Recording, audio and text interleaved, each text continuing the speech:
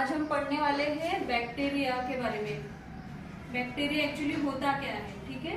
बहुत से लोगों को ये क्वेश्चन होगा कि बैक्टीरिया होता क्या है। सबसे पहले उसके जनरल कैरेक्टर देख लेते हैं।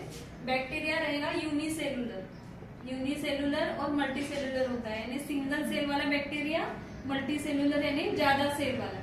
तो मोस्टली आपको बैक्टीरिया यूनिसेलुलर मिलेगा। नेक्स्ट इसका कैरेक्टर आएगा प्रोकैरियोटिक। तो आप प्रोकैरियोटिक और यूकैरियोटिक सुने होंगे।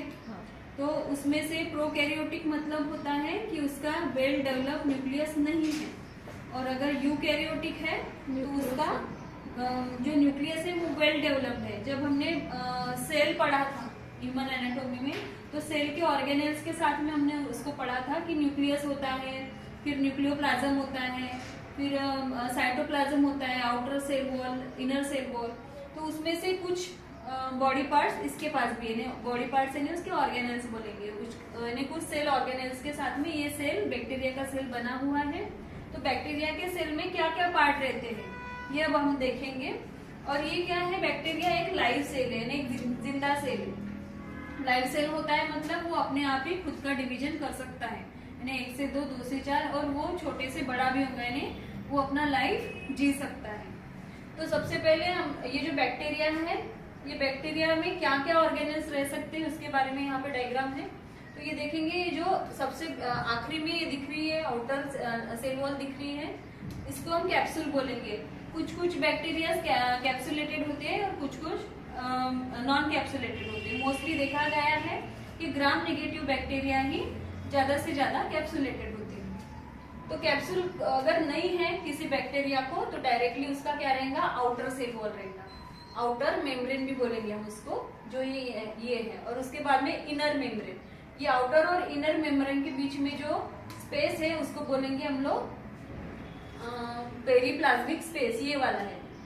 और उसके बाद में सेंटर से अगर हम इसको देखते हैं तो बैक्टीरिया के बीच में यहाँ पे डीएनए है। डीएनए के बाद में इसको न्यूक्लियस नहीं दिया गया है क्योंकि ये क्या है, प्रोकैरियोटिक इन नेचर है बैक्टीरिया। तो ये जो डीएनए है, डीएनए के साथ साथ में इसको एक इनर कवर बोलेंगे, इसका नाम है साइटोप्लाज्मिक मेम्ब्रेन, ठीक है। और इसके अंदर में जो प्रेजेंट है वो है साइटोप्लाज्म। इसमें आप देखेंगे एक पार्ट दिख रहा है मीजोजोम। मीजोजोम क्या करता है, रेस्पिरेशन, यानी बैक्टीरिया अगर एरोबिक है तो उसको ऑक्सीजन यहीं से आएगा और जाएगा। उसके बाद में आप देख रहे हैं इसके बीच में एक थोड़ा सा ऐसा गैप दिख रहा है, वो है सेप्टम। सेप्टम यानी सेल जब बैक्टीरियल सेल जब 1 से 2 होगा तो यहाँ से डिवाइड होगा। और ये जो दिख रहा है इंक्लूजन बॉडी से नया डीएनए बनना स्टार्ट होता है। और ये जो फैट ग्लोब्यूल्स है, फैट ग्लोब्यूल्स क्या दिखा रहे हैं कि उसके पास में फैट्स के कुछ मटेरियल्स है, कुछ मॉलिक्यूल्स है। और ये डीएनए क्रोमोसोम हो गया, सेल वॉल और कैप्सूल। इसके बीच में जो आपको डॉट लाइक स्ट्रक्चर दिख रहा है वो है राइबोसोम।